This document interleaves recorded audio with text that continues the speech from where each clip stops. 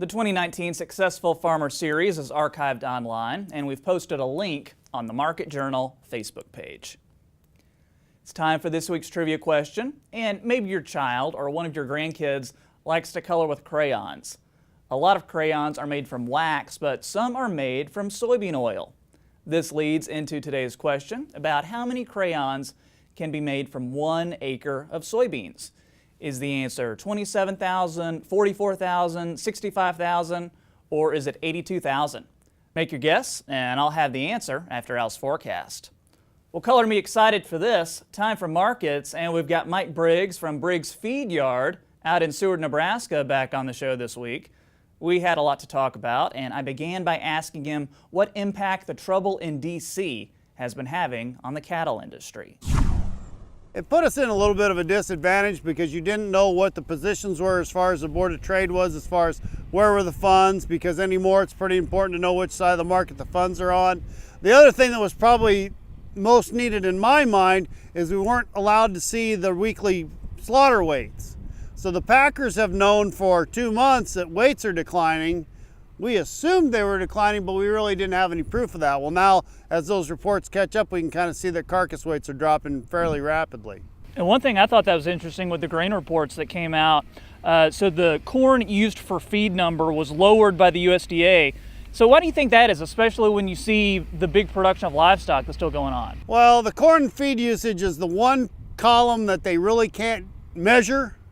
The other things they measure, and then that's just kind of a swag, and I think that's what they do. They get to the end and go, well, that's what we'll figure it, so it balances out. I really don't think, I think it's a lot of guesswork. I think that's really it, so I don't put a lot of stock into it. Okay, so grain reports came out, cattle reports going to be out later this month. Anything in particular that you're excited to see with those? I think you're going to see excellent marketing numbers because we've seen the slaughter numbers, so obviously marketings have got to be good. I think feedlots are very current right now. I don't think there's a great availability of market-ready cattle. So I think there's a lot of things in our favor, plus eventually winter will loosen its grip and we'll get towards grilling time. Yeah, it's cold out here right now, that's for sure. Yes, it is. So we were talking about how things are looking right now. How's that compare to how we're looking compared to this time last year?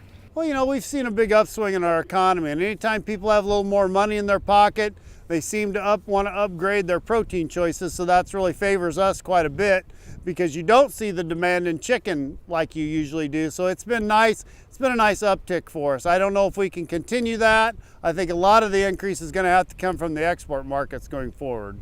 All right, so we had John back in June, and we asked about China. And of course, we don't send a lot of beef to China, but you said when it comes to trade and the issues that are tied up with that, you were expecting, this is a quote, short-term pain for long-term gain. Is that still where your head's at? Well, that's exactly where we are. We've had a little pain here, but it's wonderful in my mind that America is actually gaining some leverage on China. Their economy is struggling. The support for President Xi may not be as good as thought before. So we're finally going to get ourselves where maybe we can leverage this thing. And one of the things China has already said they're going to do to help balance the trade imbalance is buy a lot of commodities. So hopefully that's a big help to us as we go on down the road. All right. And gotten a lot of emails from folks. They say, we miss Mike, we really value his opinion. So they want to know any short or long-term marketing recommendations you have for them. I think where we are right now, this has been a really tough winter. Bad winters have kind of a long tail. In other words, you're going to see the effects from that for a long time. You're going to see lower carcass weights, so that's less beef produced. So I think we're going to be in good shape from that standpoint. I don't think numbers get on top of us maybe till the end of May, first part of June, which is kind of typical. I think you've backed some cattle up a little bit. So I think the market's in good shape here going into probably June. We're going to run this market up during our growing time, probably in an April type thing. And I think it would really behoove people to get themselves covered up at that point because I think late summer is going to be a crappy market like it always is. I don't see it being any different this year. So I think the market's going to give you a chance to lock in some profits, and I think you ought to do that. Anything in particular or specific that you do differently in the winter versus the summer when you're thinking about marketing your cattle? Absolutely. I'm not a big fan of contracting cattle. Hedging cattle is fine so long as you have a big enough margin, but you never want to run around 100% hedged in the winter because, man, when Mother Nature wants to bring the wood, there's nothing you can do about it, and she's bringing the wood this year. So to get yourself covered, overly covered, you've got to have the up in the market to make up for the downfall in your performance from the bad pen conditions and the tough weather. So don't get yourself overextended on your coverage, but when the opportunity arises here, when this thing sticks its head up, I still think a guy needs to get himself, have some protection on. And another big thing that's making news, fake meat. I know you wanted to speak on that a little bit, kind of give everybody a refresher on what that is and why the cattle industry is so opposed to it.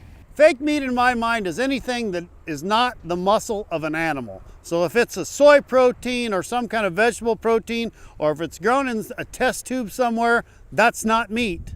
As we go on through time, society becomes more and more urban and less rural. People don't know where their food comes from. Some people don't even know what they're eating.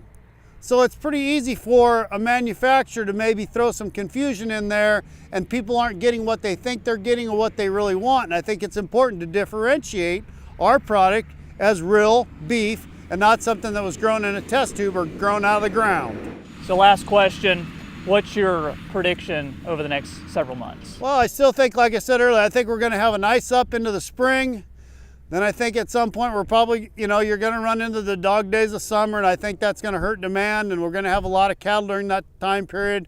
So I don't think the end of the summer is going to be a very good marketing time again. And then hopefully it picks back up going into the fourth quarter. I don't see any reason it can't be fairly typical as far as those types of things. And you always have the wild card. If China wants to step in here and buy a lot of meat, then the market could be better than we think.